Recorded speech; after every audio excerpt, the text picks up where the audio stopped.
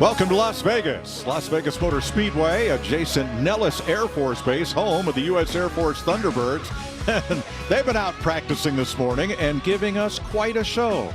Now, obviously, Aero is more dependent there than it is here at the racetrack, where the flag flies for Chase Elliott, but he is not aboard his familiar Hendrick Chevrolet. That is Josh Berry in the seat, and we'll update that story for you here in just a moment. Hi, everybody. Mike Choi, along with IndyCar and NASCAR Cup star Danica Patrick and former teammate Clint Boyer.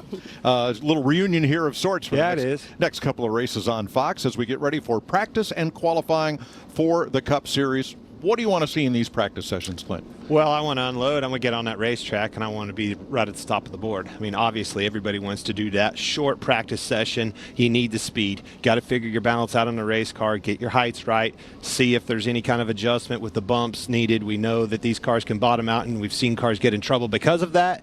And the pace. It's cool this weekend. You're going to have wind issues to fight later on tomorrow. That'll be interesting to see how these guys navigate. But for here, figuring out the pace, matching your pace to the sim, that's going to be a tricky thing for these teams.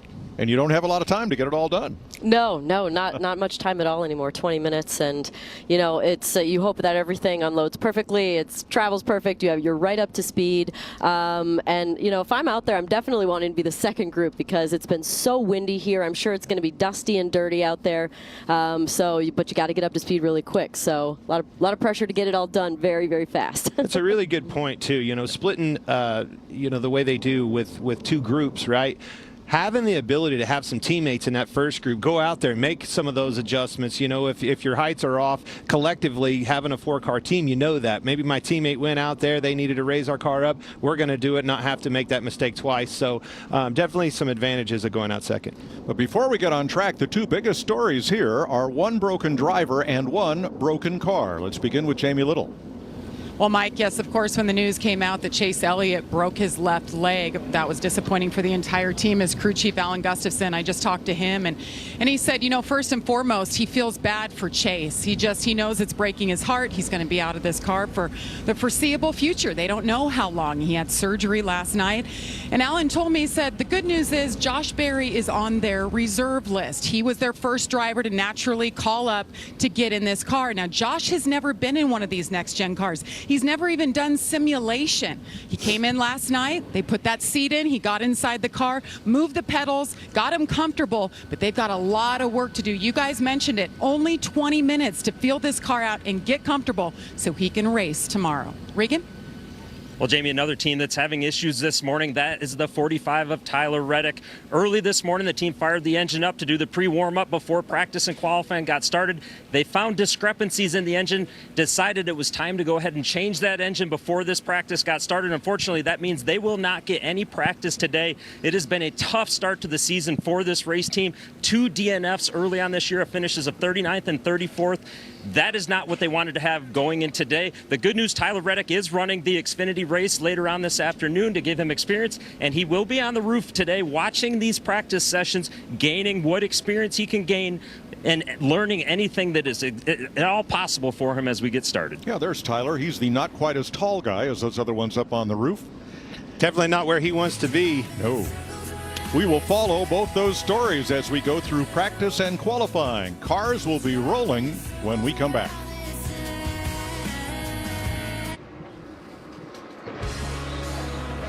Welcome back to Las Vegas, where cars are on track for Group 1.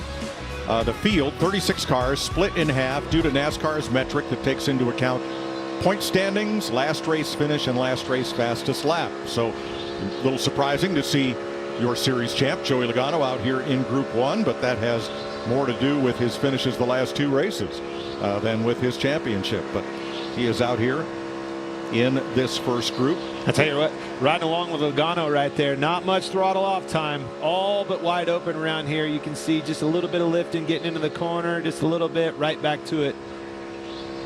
You know, it says a lot about how comfortable these drivers are when they can go that hard that early. The track is dusty. They're the first ones on, and for Joey to be nearly flat out, I think, says a lot about his speed. And he's had a lot of success here in Vegas too. Yeah, we're riding along with Logano and listen to him all but wide open, just back to about half throttle. this 5-car, Kyle Larson, is 2/10 faster than him. So I guarantee you that baby is pretty much wide open. All right, let's check with our crew chief, Larry McReynolds. Well, Mike, y'all have already documented how short of a practice this is. And in the perfect world, with only one set of Goodyear tires for this practice, go out there and make a long run. Going back and watching the fall race, it's like handling issues started kind of showing up about 15 to 20 laps in a run. But the good thing, if the car's not right, tire fall off is not as great as it was at Fontana last week. You can come in there and make a change and go back out and truly evaluate what you've changed. That's a great point. And you know, obviously you want to run as many laps as you can. Gives those, tire guys a good chance to look at the cameras and report back to the crew chief so they can make sure that everything's right as far as that goes. The other side of that, if you pit, a cycle on tires always seems to do one of two things. It's usually tighter. Usually when you go back out, no matter what the change is, you go back out on a cycle of tires and it's a little bit tighter.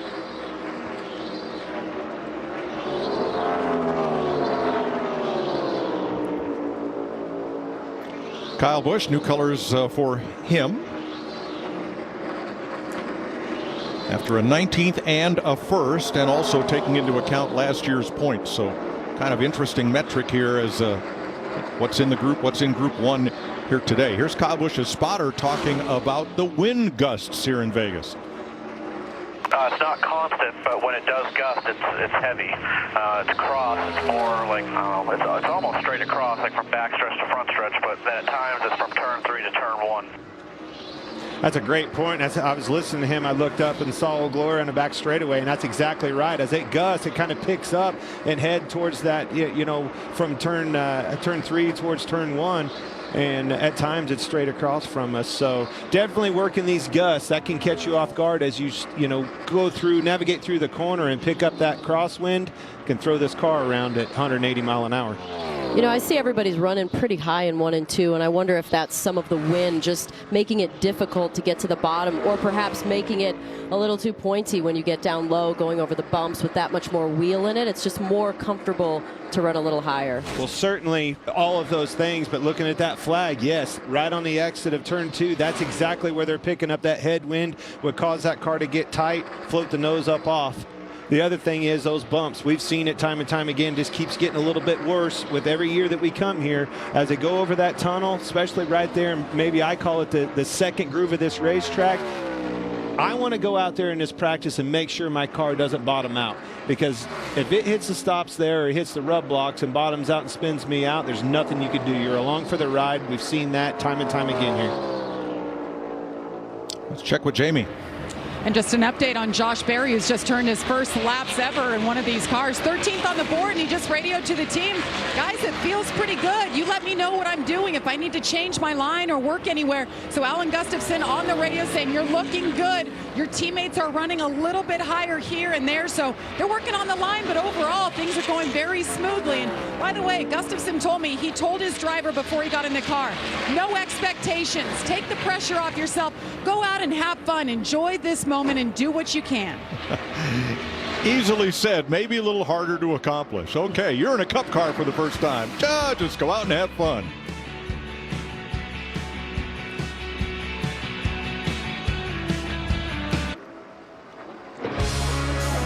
Halfway through this first round of cup practice, half the cars on track.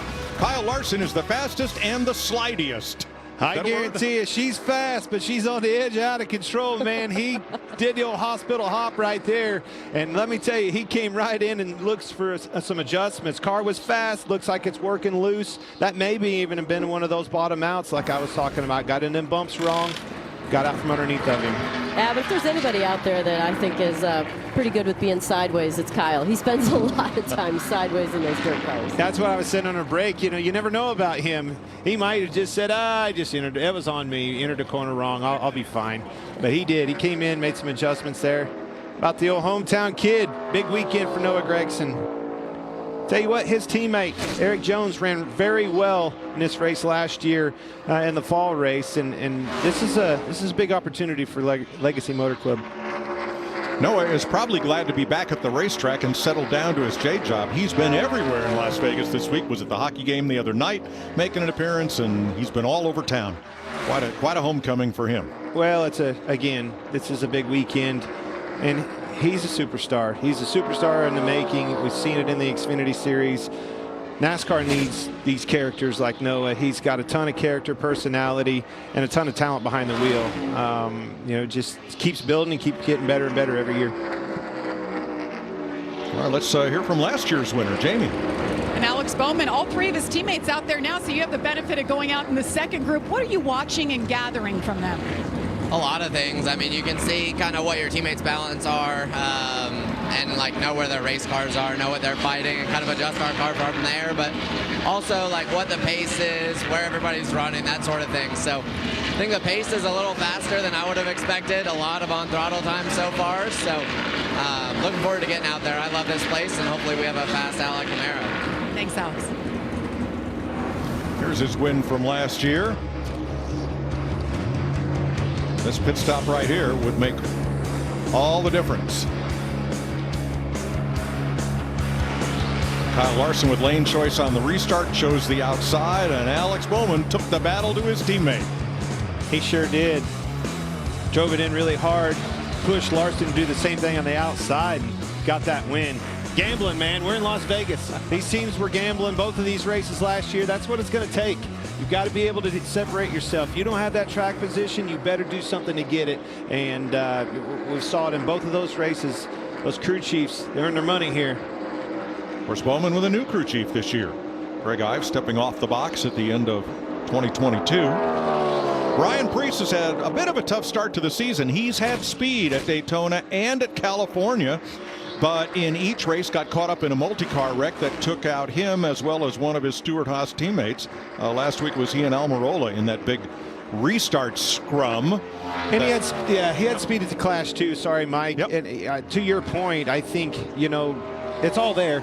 Just got to clean things up. Get that gremlin off your back, and I think old Ryan Preece and company on the 41 will be just fine. Speaking of last week, so impressive to see Kyle Busch go out there and win so quickly with the new team. And, but here we are. We're looking at him. He's running 12th. He's put in 11 laps now. It's concerning. He's had, again, a lot of success here. He's doing triple duty this weekend, so he's got a lot of on-track time. But, I wonder where the speed is. I think that what we've seen so far this season, he's one to look out for. It's a great point. You see him pulling off the track again. Right off the bat, the speed wasn't there. Kyle came in, made some adjustments, only went out, made a couple more laps, back in for more adjustments, fighting this thing. And it kind of surprises me. They were really fast with Reddick last year in the fall race, set on the pole, had a lot of speed. I thought that would kind of play the same thing as it did last weekend, to your point of Fontana with this 8 car. He stepped in a good opportunity and made the most of it, knocked it out of the park last weekend in Fontana. I still think they'll figure it out here. Speaking of Daytona, here is the Daytona winner.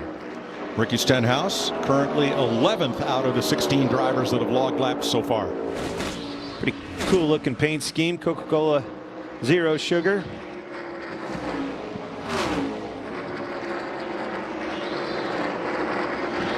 30-14, he ran a flat. That's not what you want to hear, Mike. No. I need to pick up the 10th and a half there. Let's back to Jamie. And Kyle Busch, you guys talked about him, 12th on the board right now out of 16 cars as he just brought it in. He said the nose feels too stiff. It's just not giving me that grip that I want and that front bite that I need. I'm overall a little too tight. Clinton Danico, what does he mean there? Well, it doesn't turn. Yeah, it doesn't turn. It's tight. Too stiff on the stops maybe. These are things that they do. You want this car, sucked right down to the racetrack as low as you possibly can, even taking air pressure out to get the car even lower. We saw a lot of, tire problems late in the year last year from that. So to get them low, how do you do that? You have to make them rigid. You have to keep and control that ride. Sometimes you get it too stiff. Kyle doesn't like it. 16 of 19 cars in this group have been out on track. Tyler Reddick will not practice due to engine difficulties.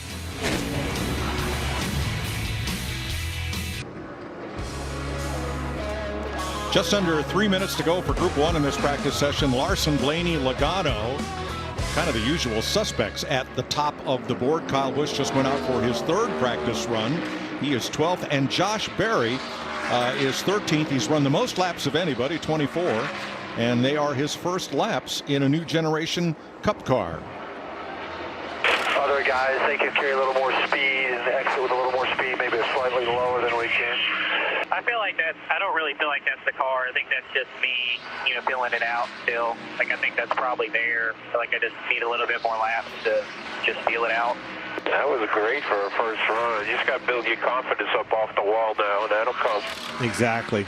It's all about building confidence, not breaking it down, right? Like when you get in the car for the first time, just got to be comfortable and build it up. You got to be just smart, no mistakes. Well, and that's the only thing you can't afford to do is go out there and make a mistake. Right. Take your time, build it up. Alan, great leadership there, and trying to take the pressure off him, because it is. It's hard, right? Tons I mean, he's getting in the car, of tons of pressure. It's the first time in a Cup car, and as a driver, you can really shine if you are fast right out of the box. And that last voice you heard, that was Eddie DeHaan, his spotter, longtime spotter. That Long Island accent is unmistakable. Former modified driver, and part of his job is to be a cheerleader for his driver and encourage him.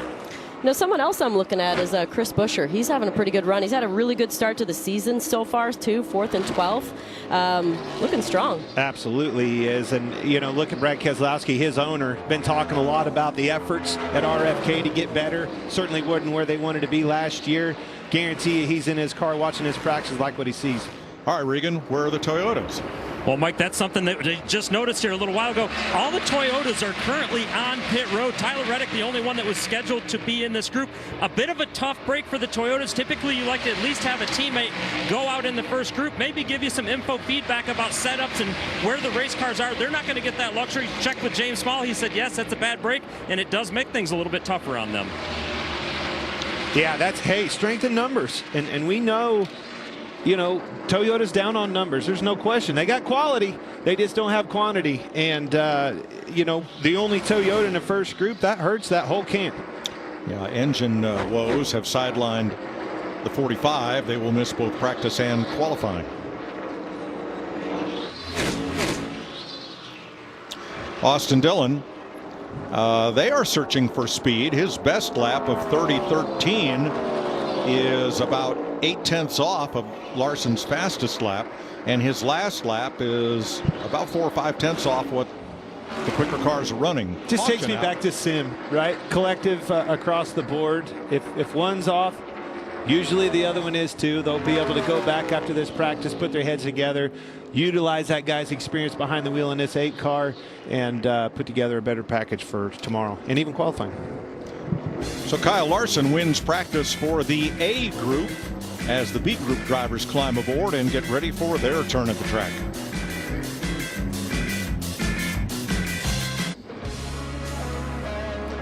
Welcome back to Cup practice with qualifying to follow. You see on the left of your screen the fastest cars in Group A. 18 of them, 36 cars here in total. Now Group B will roll out. Now that's Josh Berry, who is in Chase Elliott's car. Elliott injured in a snowboarding accident yesterday in Colorado. Alan Gustafson, crew chief, working with Josh Berry, who just turned his first laps ever in a NASCAR Cup car. 13th on the board. So we Group talked 2. about the Toyotas. Really looking forward to seeing Truex, a guy like Truex, Mark Truex Jr., get out on this racetrack, see what these Toyotas can do. Riding with Denny Hamlin. He is wearing our driver's eye camera this week.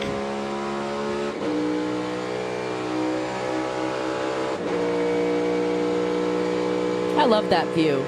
And it's a great view even as a driver to be able to do a little bit of research before you get to the track. Looking at that in-car camera from that perspective is so accurate. Can be a really big help. I mean, maybe that was something that Josh Berry did. That would help. This view gives you an opportunity to see things. First thing I saw, I just circled it on the screen there for you guys, the line. Denny has always ran a line in his left side mirror. That helps him. He moves that line and adjusts it when he has a car right on his bumper. That's where he adjusts and sets that line to. And let's talk about the pixelization here of the dashboard area. That is an option for the teams to ask for if their driver is wearing the driver's eye camera. Some teams, some manufacturers want to keep that info proprietary. Danica, you were the first to wear the helmet cam for Fox. Yeah, at Sonoma. Yeah, what better place than a road course to really be able to get inside the car and see what that looks like. I'm a big fan of that. You know, it's cool for the fans to be able to see it. I was comfortable with it, and it's cool to see the technology progressing so much that the cameras become so small. Again, another thing I just saw, that 4 car. Watch it go through the bumps up. See that thing bottoming out?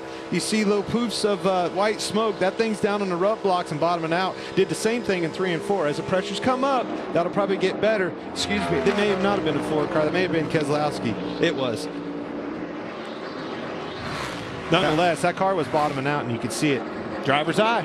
On our pylon, the Group A cars, those drivers are in yellow. The cars currently on the track, Group B, are in white.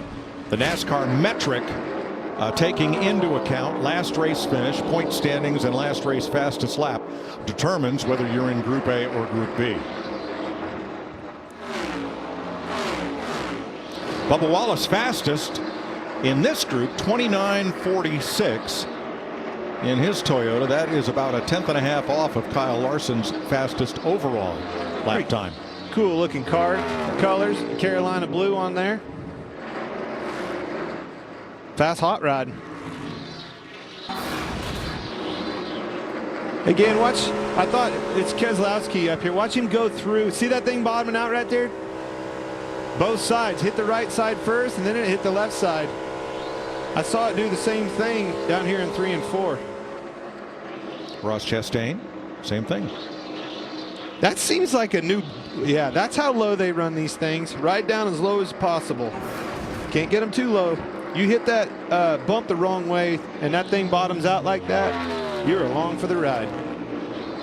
I always felt like it was much better to bottom with the back than the front, though. The front really takes the whole car away from you, changes your line. If you have something to lean on with the car and it hits in the back, you've got something to lean on, and you can still turn through it and keep the arc that you want. But when the front hits, I feel like that's more problematic. Well, certainly is if you're in traffic, but man, I tell you what, these cars, if that back gets it dancing around, you're in big trouble. You shut that channel of air downforce underneath this car off, and you're along for the ride. Dumps a ton of downforce off the car when you get this thing sideways. Alex Bowman, 10th fastest in this group at 29.67. You are lifted just a tick late into 1 if that helps settle down that entry at all. So again, if I'm loose in, I'm going to probably try to drive it into the corner hard or drive a little bit of a push into it, use a little bit of a brake. That's something you can do inside the car to correct a loose in. The more you float it in there and roll out of the gas, no brake, it just kind of keeps that thing light. But the other thing that I think is going on there, for whatever reason, it seems like this track's got a little bit more character getting into 1 than I've ever seen. Usually we see cars just bottoming out right in the center of 1 and 2 over the bridge. I'm seeing, you know, the dust flying, the concrete, asphalt, if you will, flying, getting into 1, Larry. Yeah, I've been watching Denny Hamlin, that 11 car course right now. He's quite a ways down the speed chart, and he's actually using quite a bit of brake getting into both ends of the racetrack. But one thing I did want to add, I was talking to Jeremy Bullins, crew chief for Austin Cindric, earlier this week, and he said in this practice, that's the one thing that we'll focus on is the back of the car, because we all know, unlike the old car, you want this car as low as possible in the rear, because that's when that diffuser is the most efficient. It's making maximum downforce without paying a drag penalty, but the challenge is getting through those bumps in 1 and 2 and not having it bottom out there, but yet still keeping it low to the racetrack. Well, to Larry's point, the other thing is look at the nose and the front splitter on Denny Hamlin. There's a good 1 to 2 inches between that splitter and the asphalt, because if you don't get air under the car, the diffuser has nothing to diffuse. That's exactly right. These things actually, you know, from an old school thought of attitude in a race car, they're ugly. They ride and want to ride, making the most downforce, nose eye a little bit, just a pinch. Kind of look weird in my opinion, but that's, you know, all feeding that diffuser and making that downforce. And there is a sweet spot right in both front and rear. You can't get that thing too high. Harrison Burton. Harrison Burton. Big hit for him. Yeah, I'm fine.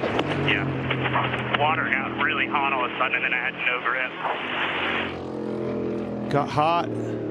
No grip, Larry. Maybe Spewing water? Maybe blew a line or something, blew a hose off of it, got under his tires. We'll have to see here. Look at, you can see the right front. You can see it's it. dumping water out of it. Man, what a tough break for him and his team. 170-mile-an-hour impact speed into the safer barrier. You couldn't be going any faster on this racetrack than where he wrecked. There's no way. Like, you get this huge head of steam down the front straightaway. That thing blew the line. Tank swaps getting in. That is a bad feeling, folks. Tough break for Harrison. He was on his 11th lap of his run. You can see that water just dumping out of it. Nothing he can do.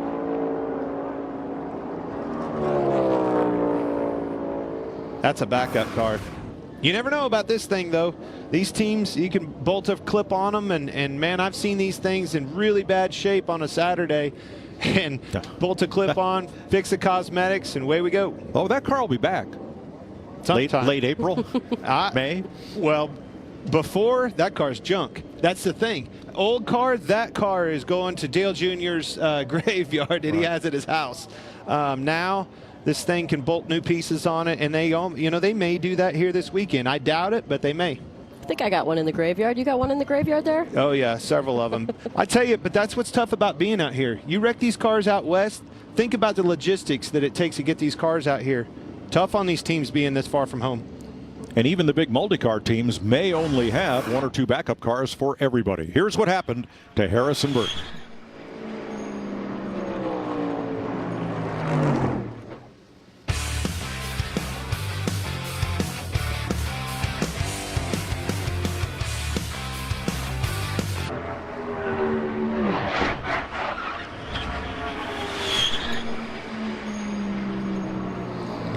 Harrison Burton had fluid leaking onto his right side tires, lost control, went into the wall, and that car is toast.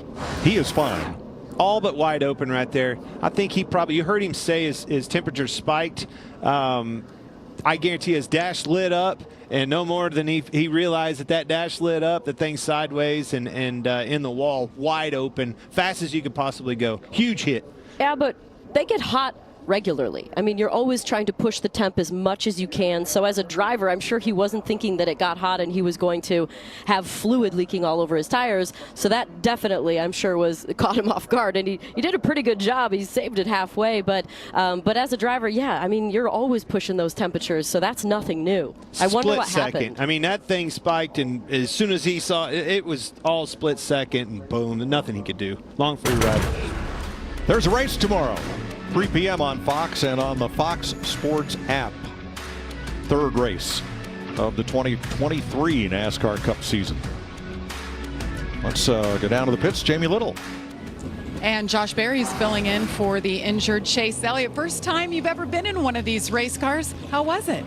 No, it was fun. Honestly, I think that went pretty well. I think the first couple laps obviously was just spent filling it out, just kind of getting my bearings for that car. But after a few laps, I felt relatively comfortable. I think these guys are pretty happy with it. We're just trying to take it one lap at a time, like I said earlier, just inch by inch, learn. I got 400 miles on Sunday to learn this thing, so there's no use in setting us back early. So now I just talk to Kyle a little bit. Obviously, talk with Al and this whole team to make a plan for qualifying. But I think all in all, I'm happy so far.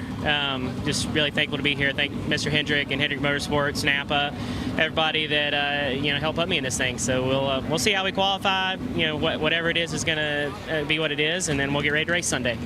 All right. He'll qualify next, and then of course racing the Xfinity Series after that. Regan? Well, Jamie, another one of those Group A drivers out of the car already. Kyle Busch, winner a week ago, California, winner last night here at Las Vegas already. Heard you in the race car earlier mentioning that the car was tight getting into entry. Is there enough time to get everything the way you want it between practice and qualifying? Yeah, I mean, we're trying. We're working on it, but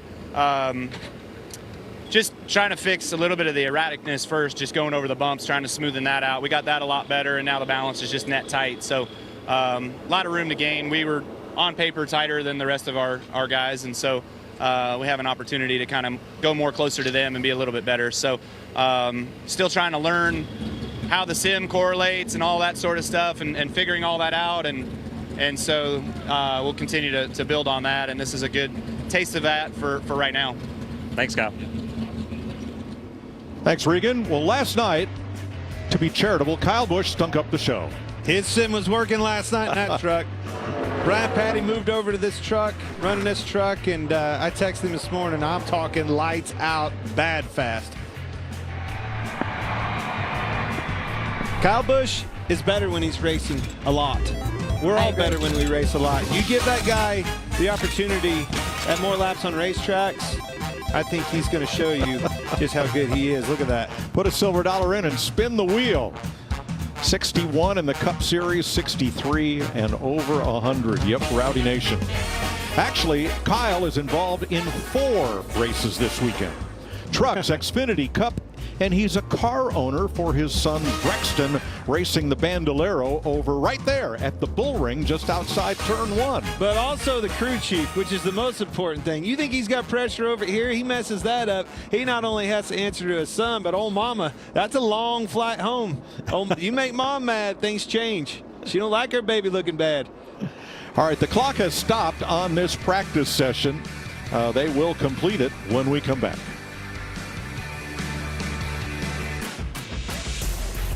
There's the famous sign. My son Scott rode out here with me, and as we drove by it from the airport, he goes, "You know, it's smaller than it looks on TV." I go, "Of course." Right? But you got to go there and get your picture. Everybody's bigger on TV. It's like when people meet me, they're like, "Gosh, you're so small."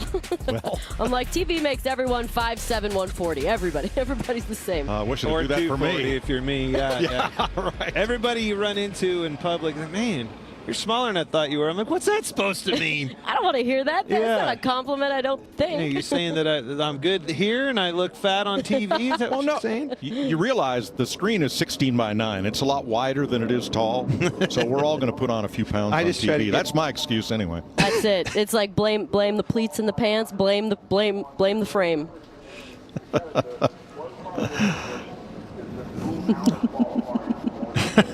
And See, there I we are. told you, there's 15 right there, and it also adds a chin or two. You got to be careful of them chins. See, at least we're all the same height sitting down. Yeah, exactly. See, That works. we're all the same. Yep, perfect. But it does look a little different, I think, when I get on camera next to you guys. We do have me on lifters, so everybody knows. I'm giving it away. Yep. Sorry, but Apple box I'm actually shorter than what it's conveyed on camera. You're on the Phil A Parsons taller box. chair. Yep. Yeah, you're on Phil's deal. On the Hey, full tell you box. what, we got the track cleaned up. Green All flag. Let's go.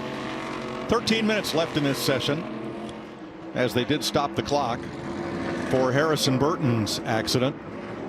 A lot of teamwork going on with these two groups. A lot to be learned, not just in that race car. He's going to get in there, look at this ASMT data, see who's holding that throttle down longer. Are they carrying speed? Are they getting to the throttle faster? Are they rolling the center better? Brakes? A lot of things to be learned on SMT data. There is, but as you know, you can only do what the car can do. Every driver has their own style, but you know, being in the car, you can. I always remember showing them like the data. You look at the data, and you tell them it's loose, but it might not read on the data as loose. I'm like, do you want me to spin to show you? Because trust me, it's loose. Yeah. So data, you can kind of read into data, but by all means, like carrying minimum speed, just how deep someone's able to get into the corner, that stuff's valuable. Well, sometimes it's just flat out grip. They have more grip than you do, but if you can look through there and see that that thing was bouncing around in the bumps, Corey LaJoy. But what I was getting at is if my teammate's carrying more speed across the center and he's got less wheel in it, more throttle, what's that tell you? He's freer across the center than I am. If I go in there and I'm looking at my data and I got a bunch of wheel hung in it and I'm slow to the gas and not carrying that speed, the momentum across the middle, I'm going to tell that crew chief, free this thing up, I'm going to go try it. Right, but you also could be getting into the corner with more comfort that allows you to be able to turn into the corner harder, which allows you to straighten the wheel through the middle of the corner, go over the bumps easier with less wheel in it, and come off straighter. So there's so many ways to pick it apart, which is why as drivers we break it down from turn in, entry, mid-corner exit, and then even finer than that sometimes, of course.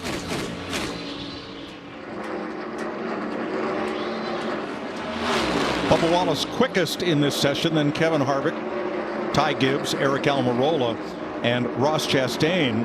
The fast 5 in Group B, and all those fast laps were set in the first 5 circuits of this session.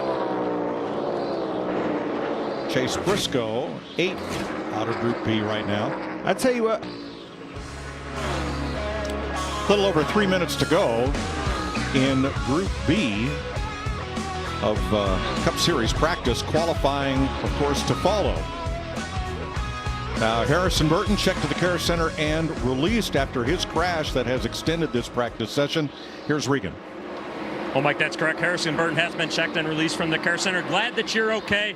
A very hard hit there. Did the car give you any inkling? We saw maybe a little bit of smoke going into turn 1. Yeah, we're kind of working on trying to diagnose what that was. I saw the water pressure spike, water temp spike. So I don't know, with the plates that we're running, we wouldn't expect that. So there's something there, and obviously smoke out of the left front, or right front, sorry. But I don't know. Obviously don't want to make an excuse, but I mean, it looked like it just slipped on me, kind of unsurprisingly. I saw the water temp spike, so I went to lift early because I was coming to pit road regardless.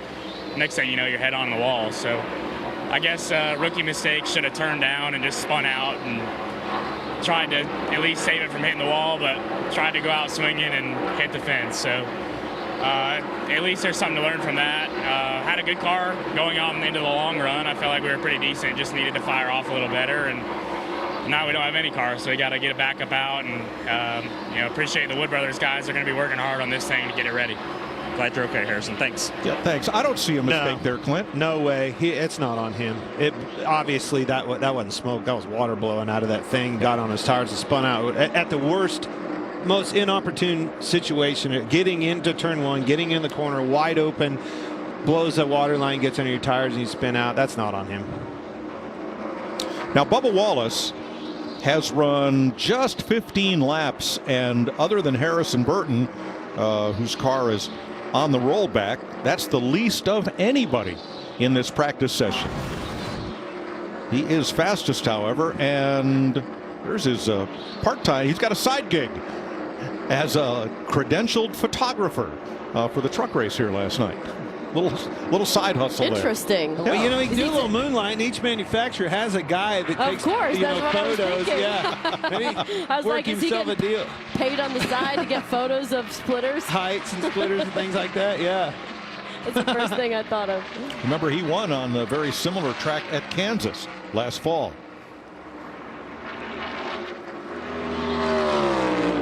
Martin Truex has run 19 laps, also searching for speed, 29.80. Yeah, him and his teammate both. Denny Hamlin 23rd and him 25th, struggling with the Gibbs cars.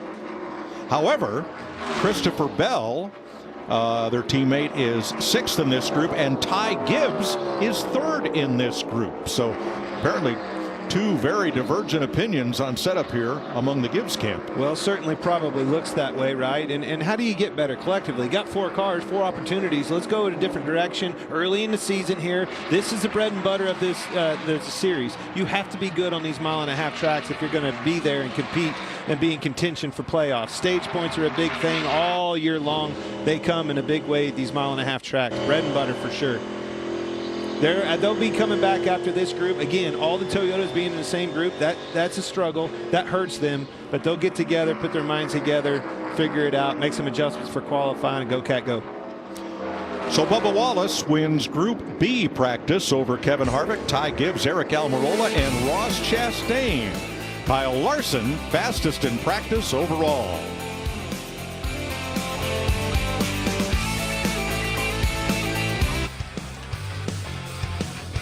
Welcome back to Las Vegas. Practice is complete. Josh Berry has had his first laps in Chase Elliott's car, and Harrison Burton had water underneath his right side tires, no grip, turned into the wall and tore up the Wood Brothers Ford. Those are the big stories of practice. Kyle Larson was fastest, and Bubba Wallace fastest in the second group. Mike Joy, Danica Patrick, Clint Boyer with you, and what we learned there in 40 minutes.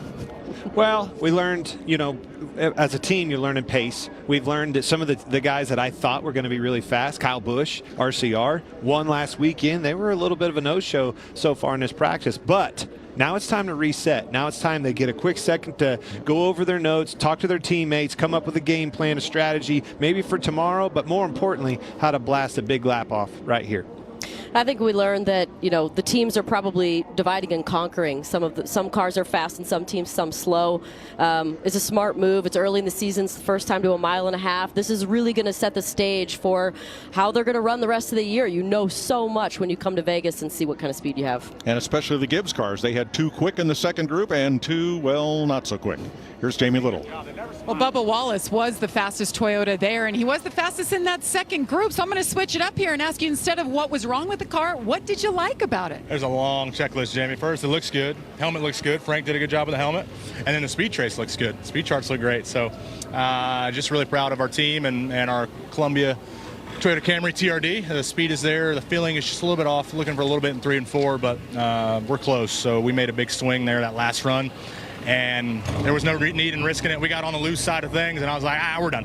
We're going to call it. We know we're fast. So Q trim, we'll see what we got. It's always different now. Sun's out, track temp's up, so it'll be a little bit different feeling, but feeling good to be back in Vegas. Did you get some good pictures last night in the truck race? No, it was caution filled. I got bored. Oh, well. Thanks, Bubba. Thanks. That's a good point that Bubba just said. His car was working loose. Remember first practice, Kyle Larson busts this big lap off, 29-28, fastest of the both practice sessions. Loose. But after about 5 or 6 laps, he started tank swapping down there in the bumps of 1 and 2. Car was working loose. So Group A comes out to qualify. Ryan Preece for Stuart Haas. In his Mustang will be the first driver on the clock. Fastest 5 in each group, Group A and Group B, will move on to the final round to run for the pole. Only one car did not practice, B.J. McLeod, other than Tyler Reddick, who, because of engine trouble, will not practice or qualify today.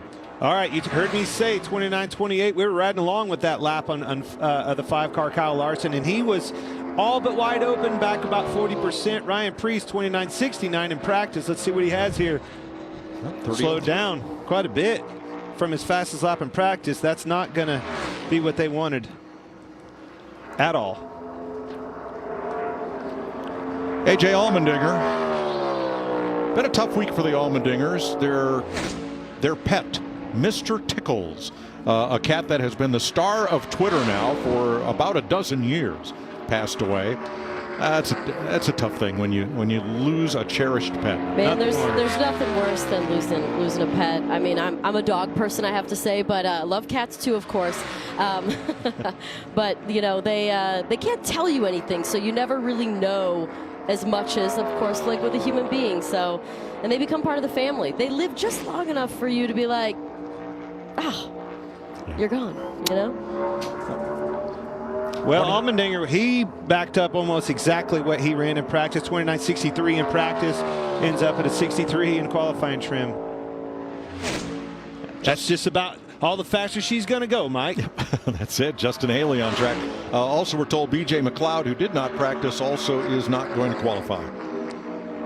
Here's the hardest thing. Your tires are pumped up. You know, typically this car should, by all rights, go faster, right? Now, if you get in there and bury that thing off in the corner and the front end takes off, you've killed your lap. Only one lap in this qualifying session. That's how a guy like Preece can go way slower than he was in the race. You bury that thing off in there, committed, right, to that big lap, and if the thing takes off one way or another, you're done. We got Kyle Larson, who's fastest in practice.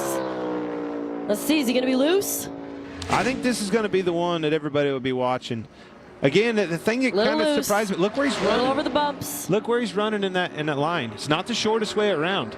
Kind of surprises me. I thought these guys would be running the shortest way around in qualifying trim. Well, remember, it's only round 1. Maybe he feels he has enough speed to make it into round 2 that he could give some up on the bottom there.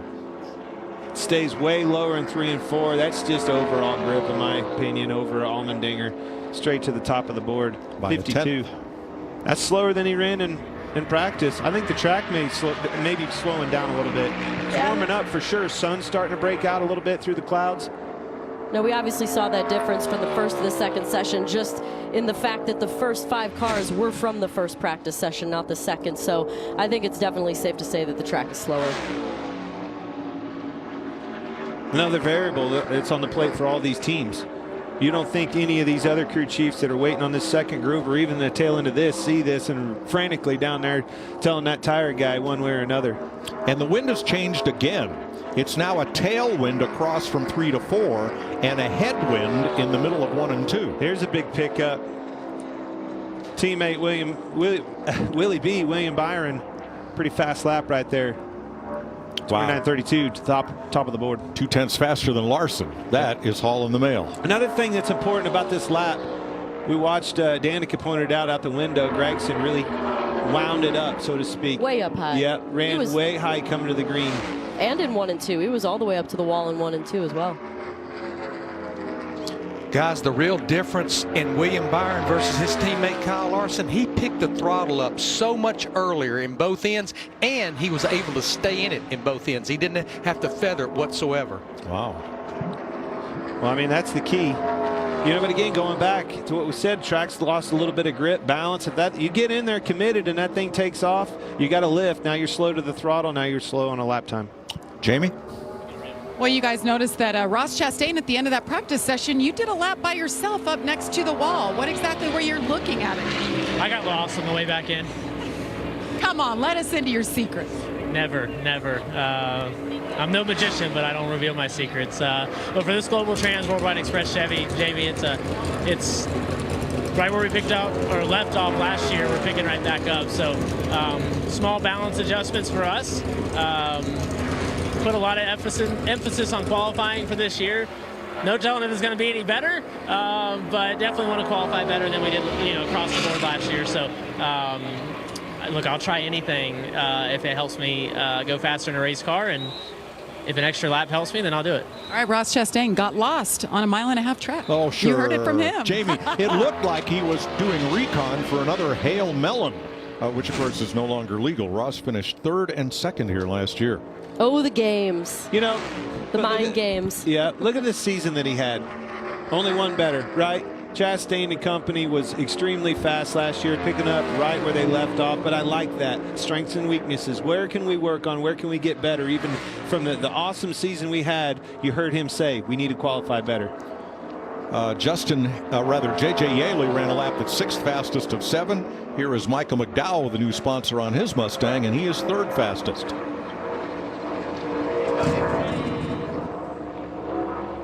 You know how many hours I used to spend with that pin, that stylus pin that he had right there, combing over SMT data constantly. Monitoring your competitors. They can see that live. Steering traces, brake traces, throttle traces, momentum, ghost car, all those things, just like what you're seeing right here. But you're studying everything, the reasons, right? The reasons he's able to carry that speed. Green light for Ryan Blaney. Down there on the clock, William Byron 29.32 with a 7, fastest so far. Which is a 10th quicker than he went in practice. And there's Blaney, who's 3rd. 29.52. Lars ran a 5.20. You ran a 5.22. Now you see the cutoff there at A.J. Allmendinger in 5th, because only the fastest 5 from this group move on to the final round. Exactly right. Think he might be safe for that 52.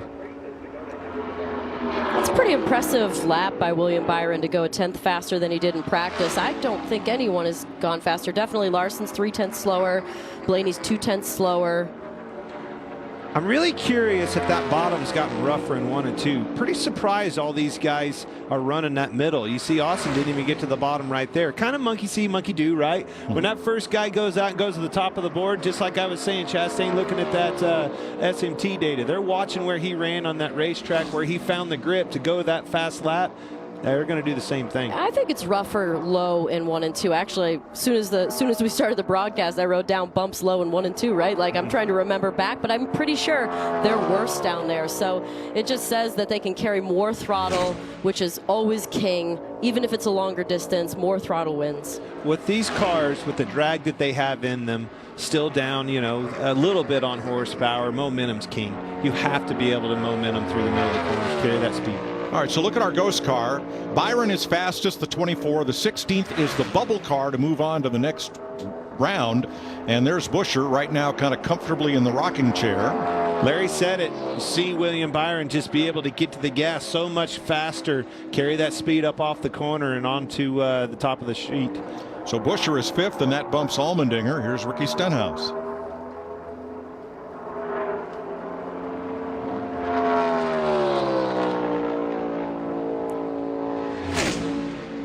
Something about a plain car just looks tough. That car's dancing around. Had the old hospital hop getting into turn 1. Definitely loose. Lost a little bit of speed. And needs to find some at the other end here. That's the hardest thing, what you just said. He knows that. In the back of your mind, you're going down that back straightaway. What do I do here? I got to make up some time. Struggled in turn 1. Can I make up? No. You need to take what the car gives you. Don't try to over push it. He did it. It's a good lap. That is a good lap. That 52. It's 2/10 quicker than he was in practice. Excuse me, 56. All right, here is Josh Berry. If you joined us late, Chase Elliott snowboarding in Colorado with a lower leg injury that will keep him out of the car for the foreseeable future. Whoa. And Josh Berry is making his 3rd Cup start, all in a substitute role. 2020 NASCAR Weekly Series national champ, and now full-time in the Xfinity Series for Junior Motorsports. What a wonderful opportunity. Obviously doesn't come the way you want it, but I'm telling you, if you could ever pick a car to be in, Allen and company on that 9-car championship team, most popular driver, awesome sponsor. This is exactly what an opportunity looks like for a Josh Berry. How do you get in one of them Cup cars? You hear my boss Dale Jr. always tell you this kid's ready. Well, we're fixing to find out. 30-15 for Berry. He's got a good eye. I mean, Alex Bowman got in his car and won a lot of races. So, hey, he knows what he's doing. I want to go back to his 1 and 2, though. I feel like I think he's going to go back and wish he was up just a little bit. Yeah, he was pretty low. He looked like he was about a half a groove up, which you never really, I feel like you never really want to be on the seam, right? You never want to be just a half a groove. You want to be one lane or the other. And he looked like either he missed it, which is probably what's happening as you see the speed down straightaway. Look at that. Green light for Joey Logano, 29-23. He is fastest so far. If you were a Steve Park fan, you're going to like Logano's car this week. It looks very much like the DEI #1 that old school Steve Park drove. How about that? 29-23. Shot fired across the bow. Basically, anybody that runs faster than they did in practice is right up the top. That's a big lap. That's faster than anything in practice. That'll move Stenhouse to the bubble. Here is Daniel Suarez. I don't know. I might be crazy. I am crazy. A lot of people say that, but I'm telling you, I think these clouds these clouds have covered up a little bit more of that sun. This track might pick up here at the tail end of this. They're called speed clouds. They are. They're your friends or your enemy. A track like this. They're splitting hairs on grip levels. Suarez, Trackhouse, been on fire. This whole organization just keeps firing on all 8 cylinders. You keep looking for this team to stumble. You know what I mean? Find that weakness and you know, really show, and you'd be like, oh, I told you so. I'm a believer. These boys are the real deal, and they're here to stay.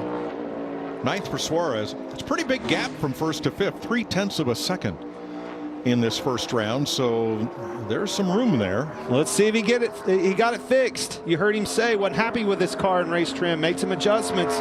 Doesn't matter about race trim right now. It's all about running that one big lap. You know, RCR is very fast. Like, they're fast at super speedways, and Fontana last weekend, another 2-mile big fast track.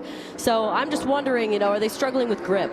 Green light for Kyle Busch, and now back right in the middle of our Fast 5 to advance. RCR has won 5 of the last 21 Cup races, but Richard Childress Racing only won 4 of the prior 300 plus. So they're on fire. That's going to put him where he needs to be. 3rd for KB. So Blaney ends up on the bubble, and 4 of the top 5 were top 5 in Group A practice. The outlier, Kyle Busch, was 12th and ends up 3rd in round 1. Joey Logano's the fastest cat in the alley for round 1 Group A as Group B lines up.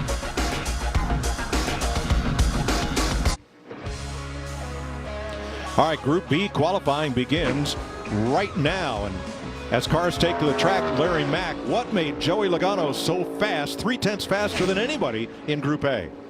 Well, Mike Joy, I used to have a saying about my driver. He drove it down in the corner till he saw Elvis. He drove it down into the corner in turn 3, but you know what? It stuck and he got by with it. All right. I can tell you who else saw Elvis is Ty Dillon in that 77 car. He saw him 2 or 3 times getting through 1 and 2. That makes you so nervous, Danica. If that thing handled like that in 1 and 2, what is the last thing you want to do? Well, you saw he pulled it down to the bottom, and that's the last thing you want to do when you get that sideways out of a corner, but he did it.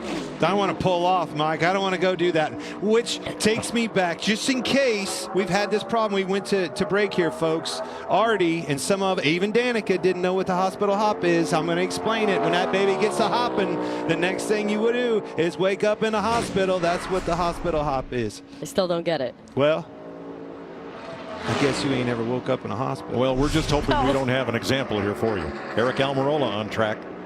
Look at that. Half a 6/10 quicker. Wow. Big lap. Wow. Well, that's quicker than Ty Dillon. Okay. Not the quicker than Joey Logano. Right down to the fastest. bottom. Sorry, guys. Right down to the bottom of that racetrack. Stuck like glue, much like Logano's lap. 29.61. That's not necessarily. Just because it's down on the bottom and looks like it's stuck, I don't know that that's going to be safe from what we saw. That 52 barely held on in the first group. Cody Ware next up. I still think it'll stick. I still think it'll be okay. I mean, even a 29.5 was a pretty good time in that first qualifying round. So I like your confidence, I think the Danica. 29.6 is still going to be pretty decent. You're on. I'm taking the under. I'll take that bet. We're in Vegas. This car looks pretty good. Cody Ware, top 15 at Daytona. Yep. Punching above his weight, let's say. For these smaller teams. Hey, He'll be Daytona. second. Sorry, those super speedways are always an opportunity. Yep. If you can survive, you get to the end of that, that's your payday. By the way, that's a huge payday. For small teams like that, having a big, strong run, confidence, momentum, it goes a long way for the rest of the season. Well, we got Bubba Wallace, who was quickest in that second group, so let's see what he can do. Running that middle groove, it's definitely the spot where everybody's at. Looks like that's where you got to run. Low is slow right now. Yeah, spot on, and just above that second groove. It's about 3 feet above that second groove that you see the seam in the racetrack. That seems to be the happy place where they're finding the speed and the grip. That looks pretty good. Probably the smooth part of the racetrack.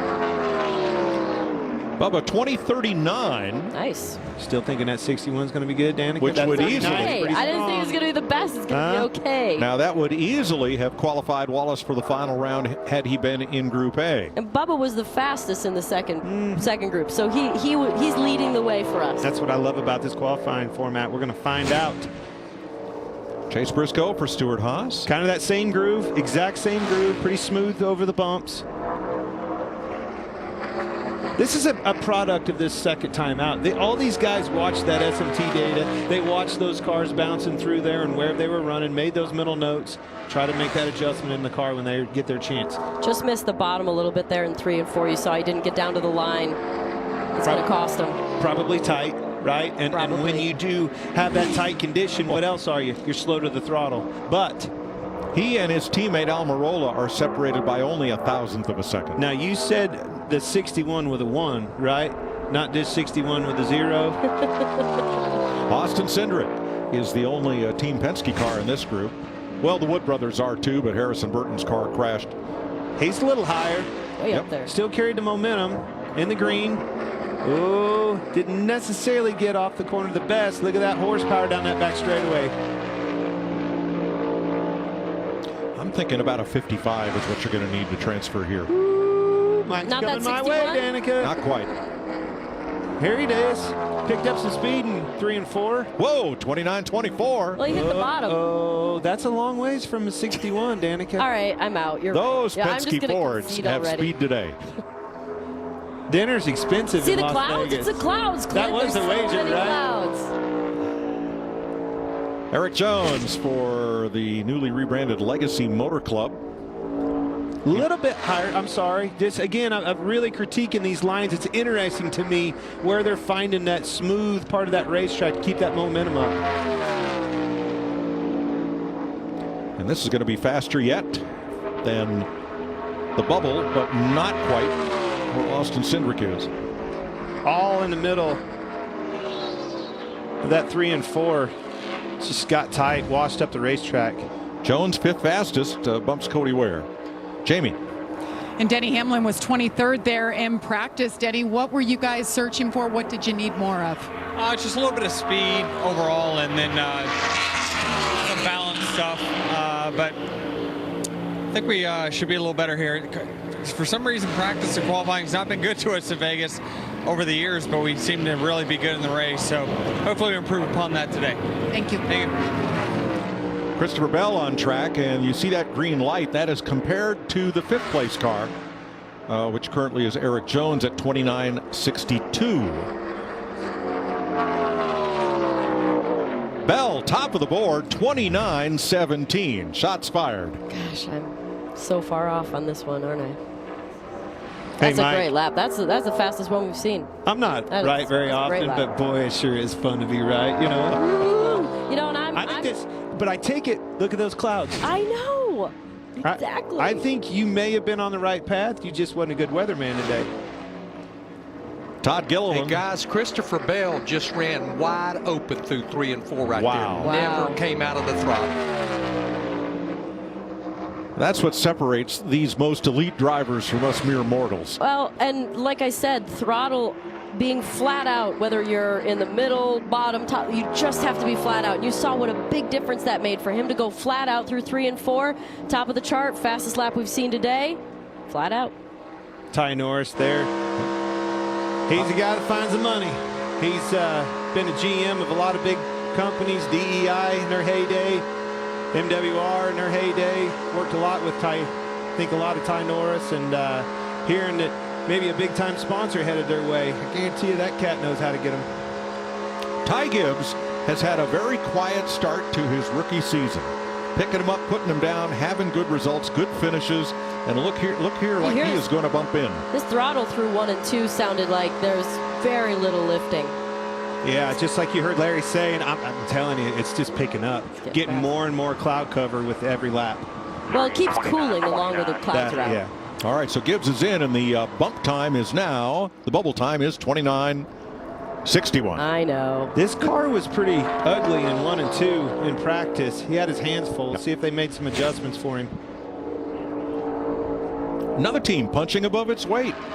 You know, Corey's had a great start to this season at Daytona in California. Yep. Capitalized. Yep. Hey, Corey was in 3 wrecks in Fontana, but he wasn't in that big melee. Capitalized on that, got that thing to the end with the fenders somewhat still on it, got him a good finish. No different than Daytona. Great start to the season. He isn't going to make the Fast 5 right here. Or is he? Yeah, right at the end, 29.60. He bumps Chase Briscoe out of the Fast 5. That's faster than a 61, right? I think. That is just barely faster than a 61, yes. I say that with a big smile on my face. I'm okay to say I'm wrong. Here we go. Looking for big things out of Truex Jr. Wasn't exactly where they needed to be with the Gibbs boys. You heard Denny Hamlin, his teammate, talking about some of that speed in practice. Different game. I see green down there on the ticker. We ran a 29.8 in practice. Not very fast. Didn't necessarily get off of 2 as good as the pole sitter Bell, his teammate. See if he can make it up. Well, if he bumps in, that's a huge pickup from where they were in practice. See the point in the cars, the difference in the point. I always say, every driver uses different terminology, but I use point a lot. That 20 car was digging, pointed in the right direction. The 19 cars, that front end was sliding up, means that thing was headed to the wall, headed north, where you don't want it to be. He's going to have to be able to get out of the gas, keep it out of the fence, and ultimately be slower because of that. Neat, good point. And now if you're Brad Keselowski or anybody after him, you're going to have to beat a 29.46 to bump into the final round. Good-looking race car this weekend for Brad. And he's on it. Sure is. He had a lot of speed coming to the green. He was way high in 3 and 4, and I was expecting to see it in the green when he crossed the start-finish line there. It's Denny Hamlin coming up to speed on the left of your screen. Keselowski finishing up his lap, and he's going to comfortably bump in here. I like Brad's grit. Third. His determination. He doesn't quit. He's going to figure that thing out. He's a whale of a driver behind the wheel. RFK wasn't where he wanted to be last year. He's talked about it. I've talked with him about it. They dug deep in the offseason. I think they're going to have a better year because of it. Well, we all missed it because now it's going to take a 39 or better to make the final round. 29-39. It is obviously just getting, I have totally an excuse here. It is just the clouds, the track is cooling down, but it is factual. Everybody's going faster, and look at. Did you hear him get through 1 and 2, riding along with Denny Hamlin, beating? You can see it on the ticker there. Look, the ghost car wide open, all but in 1 and 2. Same thing in 3 and 4. Can he hold it down? Losing a little bit, getting tied at the wall. No, fifth fastest though. He bumps in with a 29.36. All through Bubba Wallace out. All through from the center off of 3 and 4, lost it. Can he hold on though? He'll have that chance to regroup, make that adjustment again. Bubba bummed out, got kicked out with a 39. Believe it or not, this track, that's some of those guys that went out early. That was a deficit there. Yep. No question about it. 3 to go. Alex Bowman, Daytona 500 pole winner. Won the spring race last year. Had a good start to the season. This is going to be close. I'd say the track is 2 or 3 tenths faster right now. He didn't get through the beginning. He didn't get through the middle of the corner near as good as the Gibbs boys. Might be good enough. Try again. So far. Fifth for Bowman. He bumps Denny Hamlin by 2 100ths. That's 17. The bell ran. That thing was. That's ginning. Speaking of ginning, I'm telling you, Kevin Harvick, this old man, he knows where that loud pedal is. He can stomp on it. Kevin's such a smooth guy. Whoa, that was a How smooth was that, Danica? I'm just going to stop talking today. But Kevin, generally, obviously, such a smooth driver. But look at him. He hung on to it. He's still up to make the break at 5th place. Great job. That's exactly Kevin right. is so experienced. And, there's probably just about nothing that could shock him in the car. And so he just kept it collected. And look at that. He's going to bump in. By a long No. way. 8th. 29.41. Well, He sorry fell about off that. a I guess tenth there. our ticker was up. But watch this. Do you know what I'm going to call that? That's the hospital hop. But that driver behind the wheel, he didn't take his foot out of the gas much. Nope. Didn't scrub much speed off. That was a bail completely, and he did not do that. Experience behind the wheel. So Harvick 8th. Ross Chastain up. He'll be the final driver in Group B. Alex Bowman on the bubble at 29.34. Green light for Chastain. You heard him talk about the secrets. He wasn't going to reveal them. Let's see. He wanted to put extra emphasis on qualifying. So far, so good. Look how strong that 20 car was in 3 and 4, though. He's still going to beat him, but that 20 car, if he can figure out 1 and 2 to match 3 and 4, it's going to be lethal. But 5th for Chastain, so the bump time becomes 29.297. Just 2 1,000ths behind Ty Gibbs. Larry, how about Christopher Bell's lap? 29.17. Well, 29.17, and there was only a second and a half of that lap that he was not wide open throttle around this racetrack. A second and a half out of 29.17. And I think if these clouds keep coming in the way they are, these guys will make some adjustments. You might see even more out of these cars. Christopher Bell fastest in Group B. Now the fastest 5 from each group will run for the pole next in Las Vegas.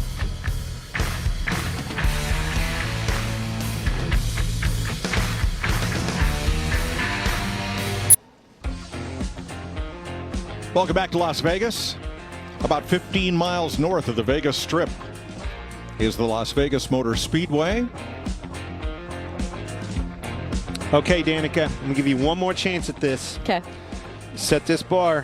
Where's it going to be? What's it going to take? For the pole? Yep. There are the 10 drivers that will contest it. The fastest 5 from each of the 2 groups.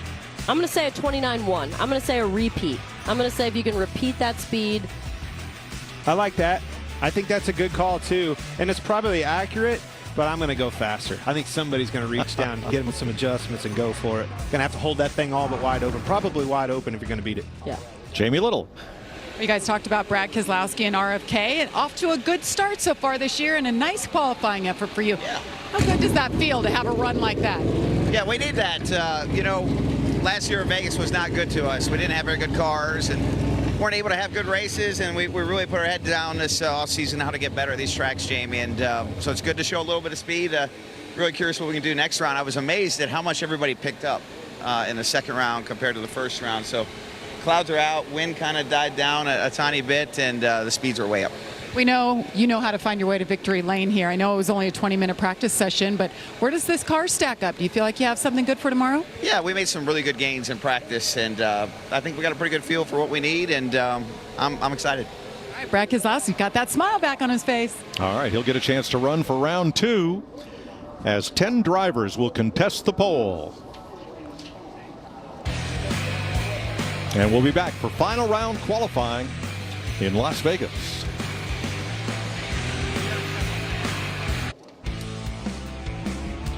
Ten drivers are ready to run for the pole for tomorrow's 400-miler in Las Vegas. Now let's get down to the qualifying line, and Jamie.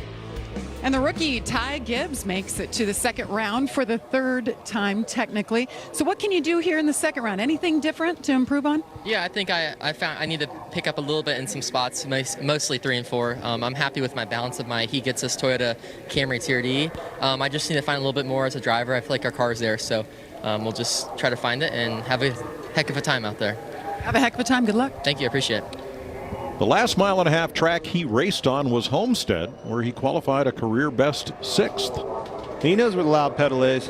Get dialed in, get some confidence behind the wheel of this Cup car. A little bit different beast. Some more horsepower, a lot more pressure, right, than the Xfinity Series. He'll get it figured out. Good company around him. Good teammates, good team. Hey, I want to say one thing. I want to clean something up. I got word Doug Yates texted me with what happened to the 21 and Harrison Burton.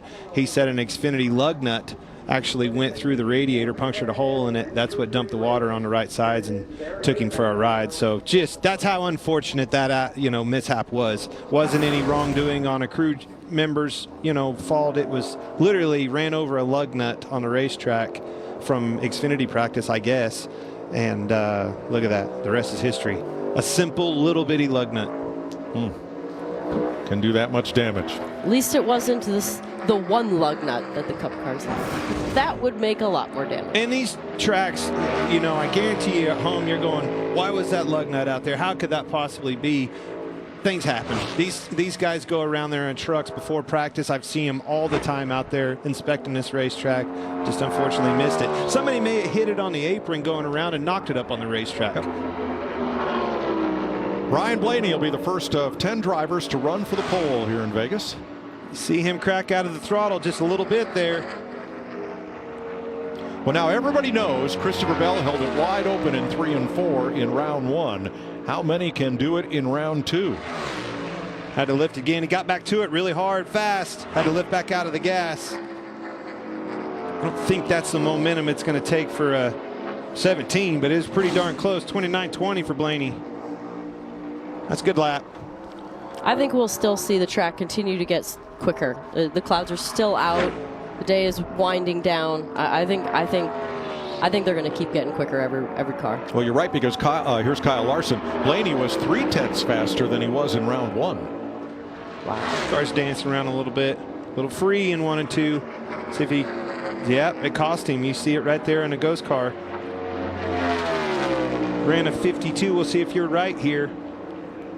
Blaney was the same way, though. 52 with an O, and so was Larson. 52 with an O. Blaney ran a 20. He looked like he had a handful. Dancing around in 1 and 2, not able to get it to the bottom of 3 and 4. Probably chasing it up the track a little, just loose. And even so, he picked up 0.2 from round 1. Kyle Busch did not practice well, but boy, they found something for qualifying. He was 3rd in his group. Can change your whole day tomorrow. You heard him say he wasn't happy at race trim. They're going to, see the point there?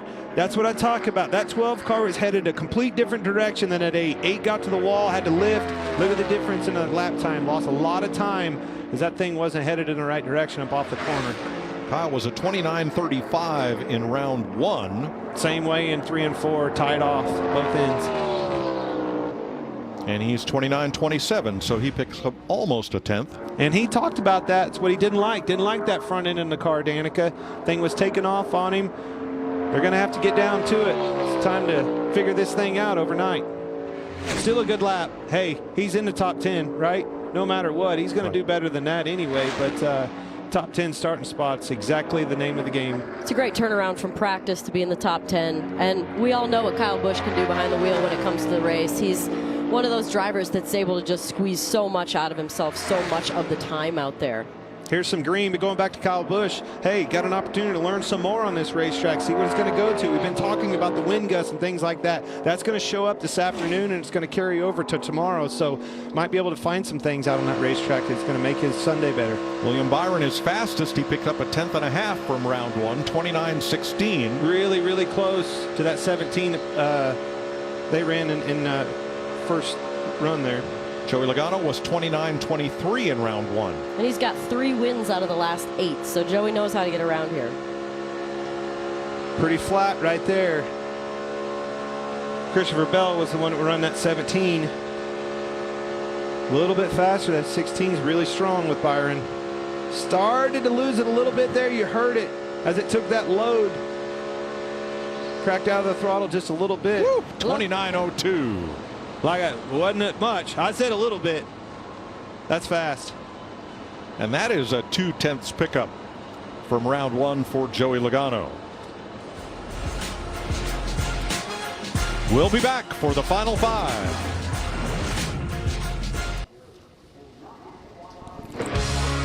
Joey Logano climbs out after a lap of 29.024 seconds. He is fastest here at over 185 miles an hour. Smiles all around. See Paul Wolf there. Yeah. That man knows how to make fast cars. The happy camper. Cool looking race car. Like you were saying, that old throwback scheme. I always thought those Penske colors. I'm not a big yellow guy, but they've always had tough looking race cars. So here are the 5 drivers yet to qualify. They were the 5 fastest in Group B.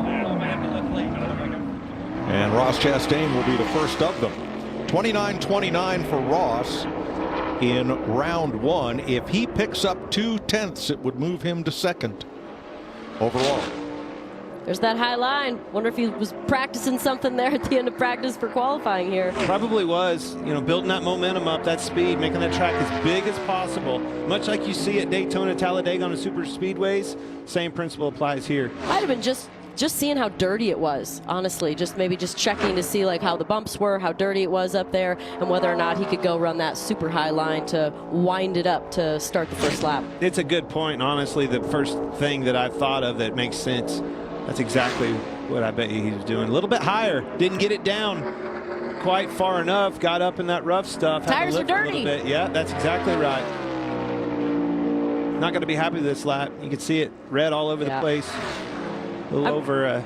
That's the risk you run by being offline, is that you're in dirt on a dirtier track, and you know you've got to have all the confidence in the world to sail it off in there and qualifying. And when the tires are dirty, that's tough to do. So Chastain does not back up his first round speed. In fact, he's 9/100ths off it here in round 2.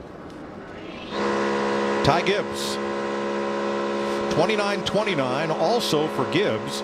If he picks up the nominal 2/10, he'll be second fastest.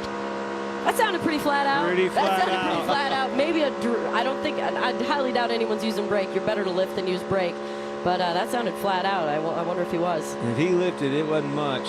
There, kind of slid up off the corner. Had to come out of the gas a little bit to keep that nose pointed, keep it out of the wall.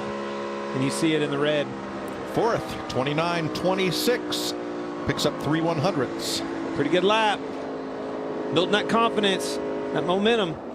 3 cars to go, 2 Fords and 1 Toyota, the first of which is Brad Keselowski for RFK Racing. Keselowski was 29.26 in round 1, which would put him 5th right now if he just backs that up. Dancing around out there a little bit, but I tell you what, it's good to see Brad running faster. He's a good guy. He's been working his butt off with that team, so no matter what, this top 10 is a good thing for them. Well, the thing I love about Brad is he's not scared to put his butt on the line. That's true. And he went over there from Penske, huge organization, went over there and is and will continue to make that place better. So both the last 2 drivers about 8 or 9 100ths slower than round 1. What's changed? Tailwind down the back.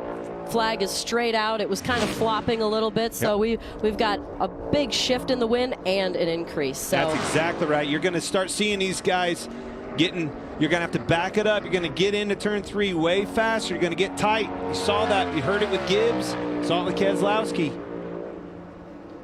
Well, you're seeing people have their moment in 3 and 4. They're lifting, and they've got a whole bunch of wind coming at them, which they didn't before. Right there, exactly what you said. You saw flames coming out of both sides. That means he was completely out of the gas. Big time lift out. Look at the difference in the time. And he falls off 16 100ths from round 1, he being Austin Cindric.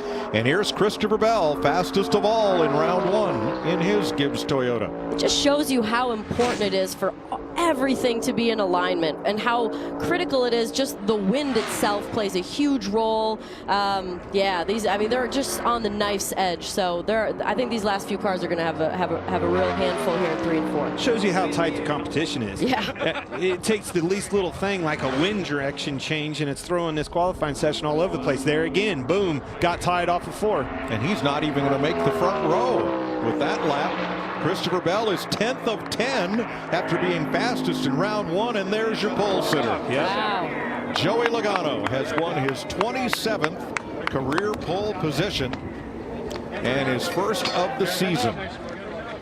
Do you know who won the last race here? That cat right there.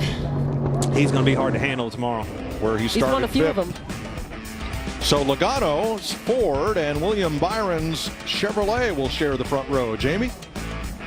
This is one guy that is tough to beat at this racetrack. Your sponsor is all over the walls here. Did you get everything you wanted and hoped out of this car? You were pretty animated when you got out. Yeah, it's a good car. The Pennzoil Mustang was fast. In practice, I thought it was pretty good. And in qualifying, Paul really gave me a heck of a piece here to where just held it wide open, if I'm being honest. I kept it pinned around there. And, it's on the edge, don't get me wrong, but it's a really fast car they gave me today, and hopefully that speed translates over into the race. But number 1 pit stall is always nice. As you get towards the end of these races, you're going to want to be up there, and we'll see if we can transfer it into another Pennzoil 400 win. You've done it 3 times before, but it's something that always comes into play is the wind, and the wind just picked up in the last 10 minutes. Tomorrow it's going to be an issue. How do you handle that here? Yeah, the gust is what makes it really hard. You know, if it's a steady state wind, like at least you know what's coming. It's the gust out of nowhere that blows you up the racetrack or slides you around quite a bit, and it's going to be something we have to deal with. And it's typical for Vegas. Like, it's always windy here, it seems like, but it's always sketchy every time. So I'm sure it'll be the same way. All right, Joey Logano on the pole at Las Vegas for the second time, Mike. Well, a change of wind meant that the Group B qualifiers ended up 6 through 10, not 1 through 5. Joey Logano is your pole winner. I was watching him talk on the pit road to Paul Wolfe, and he was talking about sailing it off in, and he looked like he just gave a whatever, I'm just going to keep it wide open kind of energy, and that's what he did. Listen to that thing. Sawing on that wheel and never took his foot out of the gas. I'm going to tell you, look at the flag. So See good. that flag? It's still straight across. That's changed, and if it would have been blowing down that back straightaway, I don't think you hear him right here in the middle of 3 and 4 wide open to be able to hold that thing down. I think it would have been a completely different game, much like you saw the last 3 come out. God, that feels good when you can go flat out there. Darn right. And that wind made all the difference as Logano is on the pole. William Byron in a Chevy second. Ryan Blaney's Ford is third. Ty Gibbs has his best career start in 4th and is the fastest Toyota. Kyle Busch, nice recovery from practice, will roll 5th. Kyle Larson 6th. Keselowski, Chastain, Cindric, and Bell the top 10. Alex Bowman and Denny Hamlin quickest of those that did not transfer to the final round. So we're set for 400 miles tomorrow. And some guys are really happy. Some of them got work to do. I know Busch came back and was stronger, but I didn't like the way that car looked. I think RCR has some work to do. His teammates back, mixed bag. Some of the guys in the organization are good, some of them are not. These guys are going to go back, put their thoughts together, come up with a better package for the whole claim. So tomorrow, race day on FS1, 2 p.m. Eastern time, followed by race day on Fox at 3, and the Cup Series race on Fox at 3:30. Lots of racing to go here from Las Vegas today. Race day is next, and the Xfinity Series race rolls at 4:30 p.m. Eastern time. You don't want to miss that one. That Xfinity race is going to be fun this afternoon. This track puts on a good product. Make sure you're watching, folks. Joey Logano has won the pole for tomorrow's Pennzoil 400. Now, let's go to Xfinity Series race day.